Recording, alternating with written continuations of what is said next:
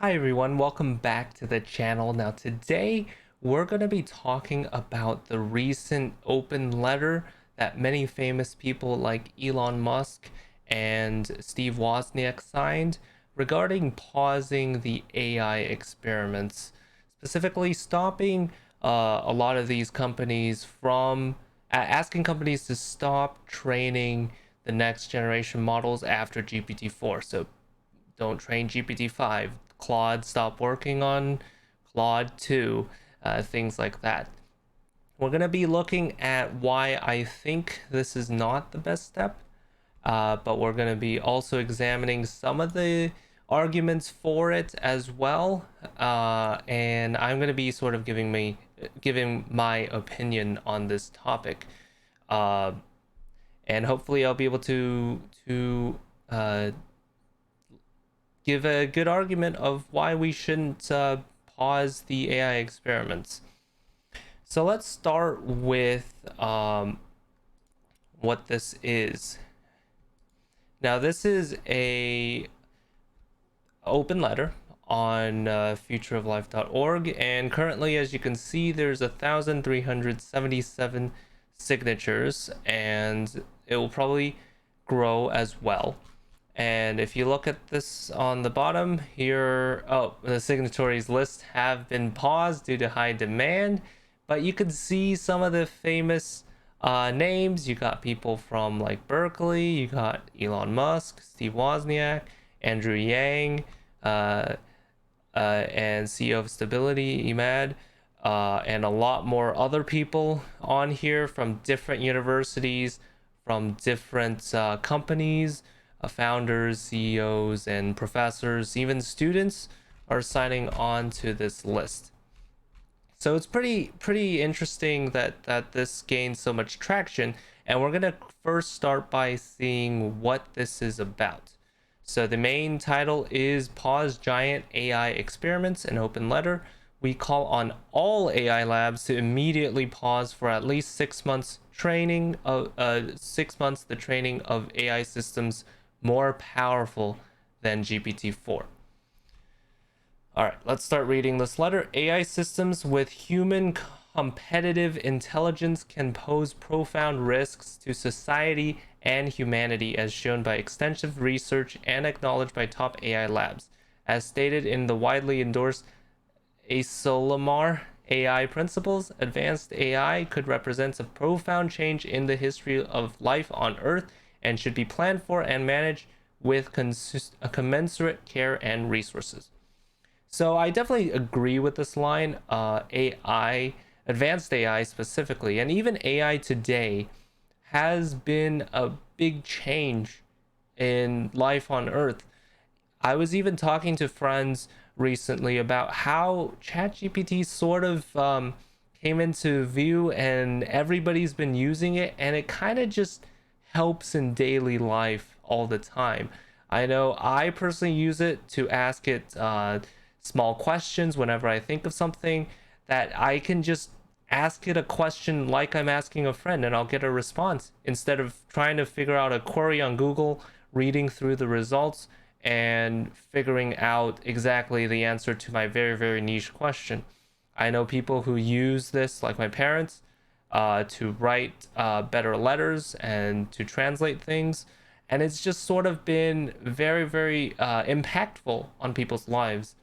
And more advanced AI systems coming in the future most certainly will change history, as things can be made up, fake images, fake videos, fake essays, but it can also change things for the better, like more efficient work, being able to write things better, being able to write code faster, things like that.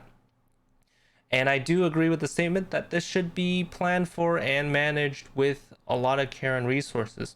And I sort of covered that in my AI ethics video, basically saying, hey, there's a lot of ethics that go on towards the AI systems.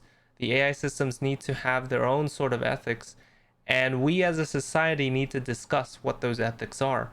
And of course, in this country, we've got Congress that can pass laws and to regulate businesses.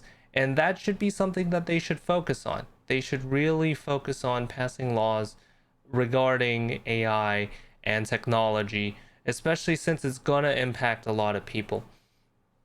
So this sentence I do agree with.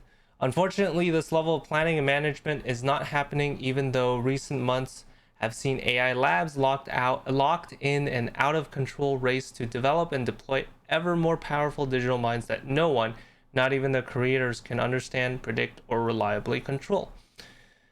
I would say that most AI systems are kind of hard to predict what they do, because well, you train for a certain target, but at the same time you really don't understand what's going on in the black box. But to a certain degree, you can look at sort of what it's thinking, the weights, and what it's focusing on in relation to like attention. You can see what parts of the sentence it's paying attention to. So it's kind of slightly exaggerated in my opinion. It is definitely an arms race to develop and deploy better AI systems. As you can see, over the past few weeks, I had to make 2 update videos, and they were all jam-packed with new AI things, from new models and new interfaces to access those models. So there's definitely a lot of things happening pretty much every single day. But at the same time, I don't think that AI labs are unlocking things that they can't control and things that are hard to predict. It certainly needs to be studied, and sort of a lot of their weights and how the models work, they don't release it. It's sort of black box. But if they do release those things, researchers can go in and sort of study and understand what the AI is doing. Let's move on to the next part. Contemporary AI systems are now becoming human competitive at general tasks, and we must ask ourselves, should we let machines flood our information channels with propaganda and untruth? Should we automate away all the jobs, including the fulfilling ones? Should we develop non-human minds that might eventually outnumber, outsmart, and obsolete and replace us? Should we risk loss of control of our civilizations? Such decisions must not be delegated to the unelected tech leaders. Powerful AI systems should be developed only once we are confident that their effects will be positive and their risks will be manageable. Okay, so let's talk about these questions that is highlighted in this letter. The answer for a lot of these is probably no, right? You don't want machines make propaganda and untruths. We don't want all the jobs to be automated away. We don't want things that might have replaced us. And of course, we don't want to lose control of our civilization. But I think a lot of these are very overblown. And I talked about this a little bit. I think the first one, propaganda and untruth, I think it definitely does allow a lot of people to create fake videos, fake images. And we've seen a lot of that in over the past few days, like the Pope wearing Balenciaga. We've seen Will Smith slap in a different POV, and it's pretty funny. But at the same time, you know, it's definitely important to look out for, because as these tools get better, people will make more and more realistic fakes, and I think that's something that we all need to be ready for, and it's something that really can't be stopped. Instead, we should be looking for measures that help protect people and measures that allow us to detect these things better. Regarding automating away all the jobs, I don't think that's going to happen, specifically regarding LLMs. And I talked a little bit about this in my video about LLMs. This one, let's talk about large language models. And I kind of take the position that as cool as LLMs are, it's not going to replace Google. It's not going to really replace any of the jobs, at least on a wide scale. It definitely does help a lot in coding. I've been using ChatGPT a lot, and I think these large language models can be very positive in terms of it helps people code faster, helps people be more efficient. It helps people understand code that they probably would have otherwise spent a week or a month learning about this library, learning about all the quirks. You can just learn it through ChatGPT.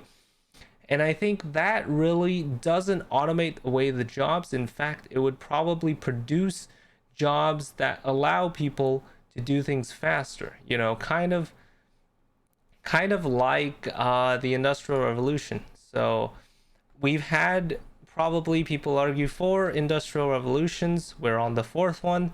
The first one was when we started making machines, machines that did things like agriculture, machines that made things, uh, like different. It helped with a lot of tasks and automating a lot of tasks. And at that time, it did take away a lot of jobs, but at the same time, it allowed a lot more people to focus on things that more higher level things, and people can focus on building these machines, inventing new things, and other things like that. Second industrial revolution, is the internal combustion engine, and also communications like the telegraph and telephone, and that really helped things like create the automobile and communications and plane and things like that. And those things are indispensable to everyday life today, and they really helped up the quality of life.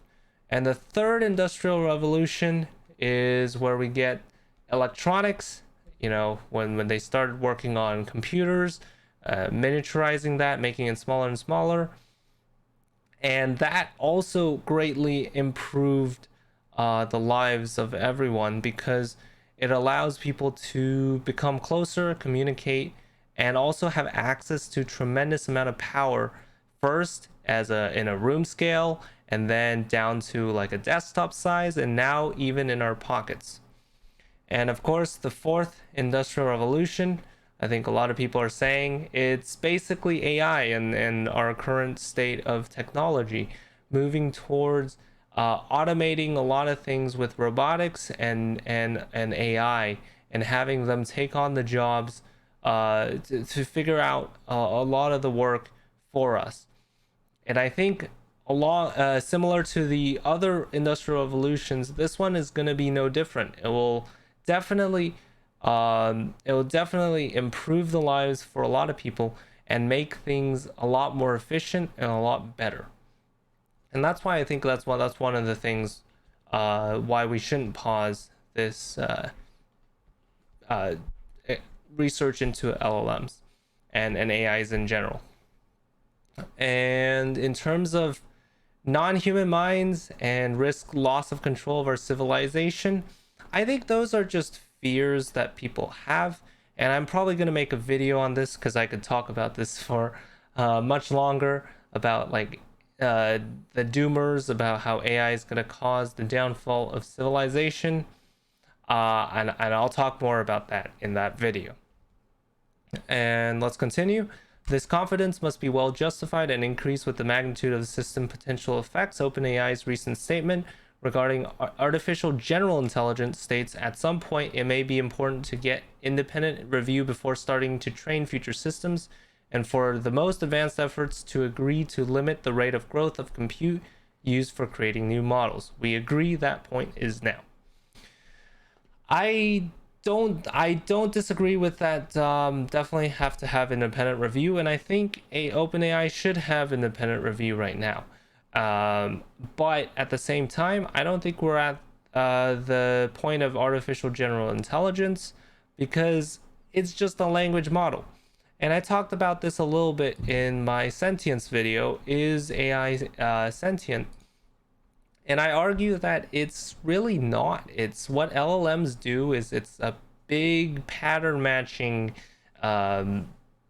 algorithm, and it just constructs words and phrases and paragraphs that it has seen before, and it's probabilistically constructing that. And for a lot of people who think that these AIs are sentient or is able to create its own thoughts, it's really just kind of reflecting back our own thoughts and opinions in a large model. And that the argument that I made in the sentient video is basically, hey, it's kind of like a mirror test. How you test animals, whether or not they know that they are them in a mirror. We're sort of staring into an AI mirror right now, and we're not recognizing that it's us. We think it's its own form. Okay, next, the main point. Therefore, we call on all AI labs to immediately pause for at least 6 months the training of AI systems more powerful than GPT-4. It's kind of complicated sentence grammatically there. This pause should be public and verifiable and include all key actors. If such a pause cannot be enacted quickly, governments should step in and institute a moratorium.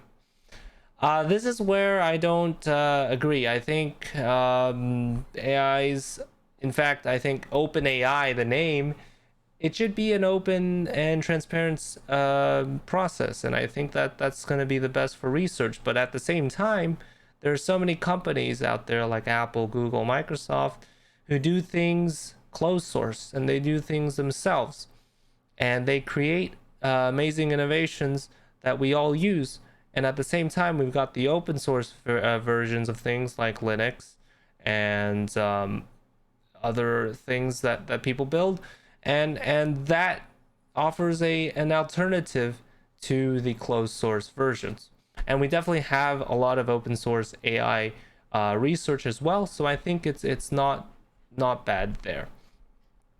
AI labs and independent experts should use this pause to jointly develop and implement a set of shared safety protocols for advanced AI design and development that are rigorously audited and overseen by independent outside experts.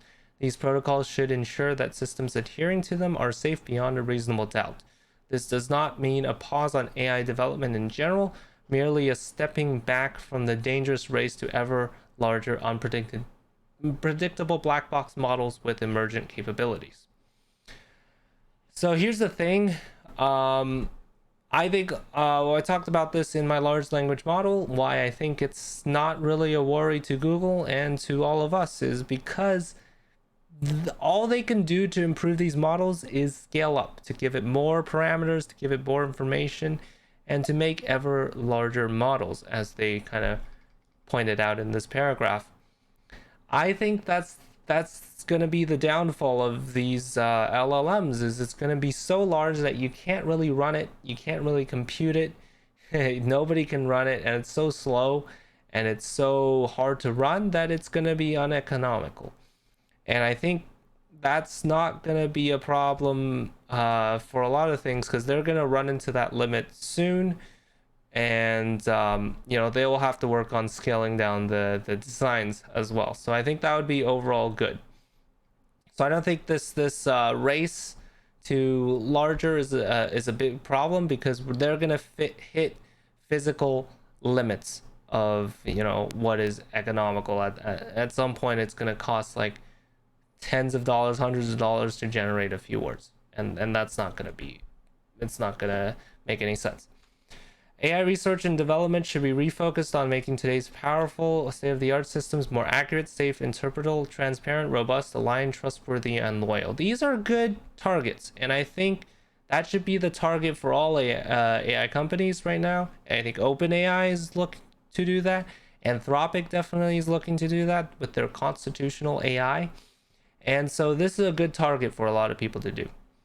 In parallel, AI developers must work with policymakers to dramatically accelerate development of robust AI governance systems. This should be, at a minimum, include new and capable regulatory authorities dedicated to AI, oversight and tracking of highly capable AI systems and large pool of computational capability, provenance and watermarking systems to help distinguish real from synthetic and to track model leaks, a robust auditing and certification ecosystem, liability for AI caused harm, robust public funding for technical AI safety research, and well-resourced institutions for coping with the dramatic economical and political disruptions, especially to democracy, that AI will cause. So I think in general, I do agree with this, and I think this should be in parallel, as they said. It should be done right now, and AI ethics, and in my video about AI ethics, I argue that there is a policy vacuum. There has been a policy vacuum on technology for the longest time because Congress kind of moves slowly, to be honest, and a lot of the Congress people, unfortunately or fortunately, aren't as technology literate. So hopefully that they will find this a sort of a wake up call. Maybe they'll read this open letter and finally decide that they need to act on technology, and they should get experts in this field to uh, craft policies that make sense, and so that they don't fundamentally ask questions like what is the internet and what the internet does, and what are these AIs doing. They can get a deeper understanding from these experts exactly what needs to be done.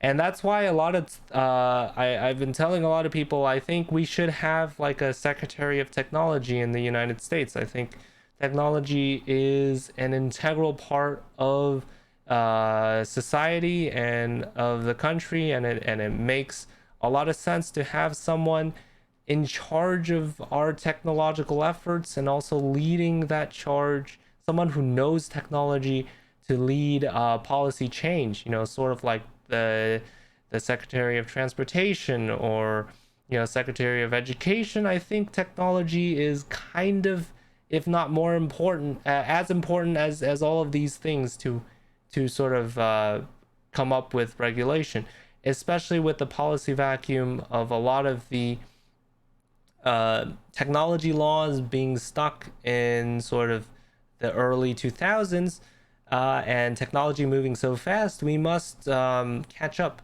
in terms of regulation.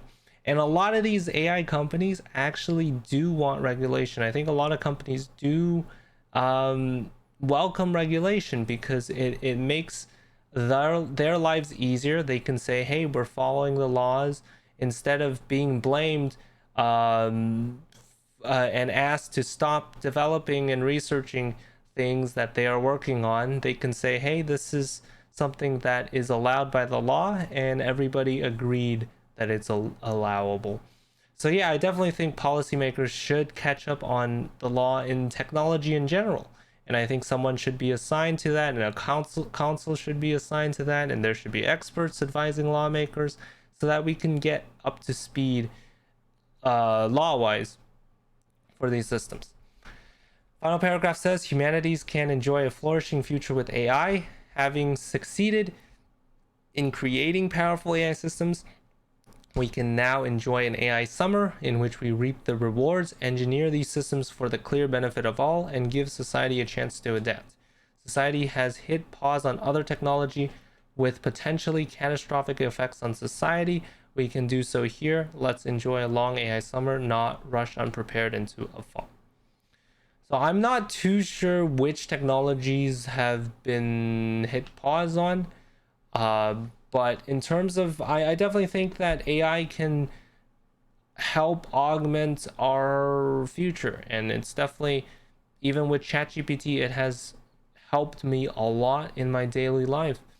So I think that's very important for us to talk about these things and to make AI systems in general safe and helpful and better for all of us.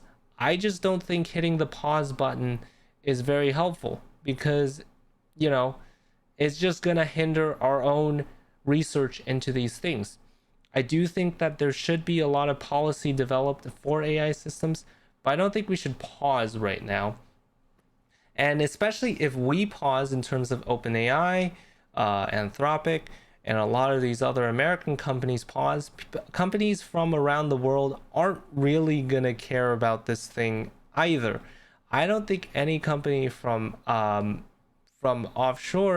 out of the United States, or even let's say Europe, would care about a moratorium on AI research. In fact, they will take this opportunity to get ahead in the AI race. So I think having a technical pause is gonna ultimately backfire and not be very productive to research. I think we should in fact have more research into these things to make sure that they're safe, and to construct laws at the same time to make sure that the research is going the right path. Finally, I will go through a few tweets of people's opinions. Got someone saying, I'm trying to imagine people writing a petition to pause Moore's law, incredible era upon us. And that makes sense. We are saying there's a new Moore's law in terms of AI, how it gets smarter, in half the time, doubly as smart in half the time, similar to Moore's law. We got Jan LeCun saying, nope, I did not sign this letter. I disagree with this premise because someone was saying that he signed it. And I am glad that in this case he does also agree not to pause AI research. And notably, he's one of the people who says GPT-4, GPT large language models aren't very good at generalizing and won't be very good in general. And then we got people saying 1,000 people signing up to literally make AI more lame. And someone said, my brain is more powerful than GPT-4. Does this mean I should stop thinking? So that's pretty funny. So these are pretty funny takes. Of course, we got people like Andrew Yang, who was one of the people who signed it, saying these are powerful new tools that will have profound impacts on lives and livelihood of millions of people. Right now, the incentives are to move as quickly as possible, even as we remain uncertain to what the impacts will be. We should be more judicious and give organizations, individuals, educators, and officials a chance to assess and adapt to the arrival of broadly accessible AI. So I do kind of agree that it's going to have impacts on people. And I do agree that we should have us as individuals, educators, officials, we should start evaluating these things. But at the same time, I don't think we should hit the pause button just to allow us to catch up. I think we need to be thinking about these things. We should have been thinking about these things previously. We were just kind of sleeping. And then when these things are upon us, we're kind of caught with our pants down in a way. And so we should really be looking into policy, but at the same time, pausing isn't gonna help a lot. Finally, we got like Elon Musk saying leading AGI developers will not heed this warning, but at least it was said. So yeah, I guess if in his view, I think this is probably a decent view, is like, we should warn people about this, but instead I don't think we should pause. I think we should just work on figuring out the policies and things like that. Okay, to summarize, I think that it's very interesting that we have a lot of these people signing this petition, a lot of these famous people, a lot of these big names out there signing this petition to pause AI experiments. And I think that's why this gained so much traction. But at the same time, I think pausing really doesn't help a lot, particularly because I think LLMs and things like that aren't really going to be that impactful. They do have their uses, but at the same time, they scale up kind of big, and it's kind of getting economically hard to run them. They also are just text-based, and yes, there are explorations to use them in other fields, but I think they generalize not as well as a lot of people think. And I don't think that LLMs are going to take away jobs. It will take away that many jobs. Obviously, a lot of jobs can be automated or more streamlined, but I think there's a lot of things, especially like in programming, I think is one of a good example. AI can help me greatly, but at the same time, it doesn't replace me because it still makes a lot of mistakes. It still doesn't know what to do. It doesn't have like a thinking process of actually creating a lot of things. So you still need to prompt it, right? So that's why I think LLMs aren't that big of a concern. But that's at the same time, I think it's a good thing that we are bringing attention to AI finally, and people are finally paying attention and thinking about the implications that AI has on society. I think that's something that is long overdue, and I think that is a good time to talk about it what should we do about AI and what should we do regarding policy for AI. And I think we can learn from the previous industrial revolutions where we had machines take over human jobs. We can sort of mitigate a lot of that economic pain and help transition from sort of jobs that can be automated to different jobs as well. And also, like, a lot of the machines back in the day, because of the race to implement machines and things, were not safe, and regulation has slowly caught up to make workplaces safer and better, and so people don't get hurt as much. I think that should be done right now so we can prevent people from being hurt by AI. So we should learn from our past mistakes in the other industrial evolutions to apply to this current one. But at the same time, hitting pause, especially for 6 months, really isn't going to have that big of an effect. But I definitely think this letter has its uses in terms of sort of getting people starting to talk about this topic. And I hope something good comes out of it. I hope there's regulation. I hope there's people talking about what they think life with AI is, and basically everyday people discussing this topic. So I hope you got sort of my thoughts on this. And hopefully you have some of your thoughts. Let me know down in the comments below if you have anything to add to this conversation. If you like the video, make sure to like it and subscribe to the channel. I'm going to have another video out probably this weekend regarding creating a search engine with ChatGPT. And there will be a lot more other videos, including I want to edit something that I've been playing chess with these AI models. So hopefully you'll look forward to those. And with that, I will talk to you all later. Bye bye.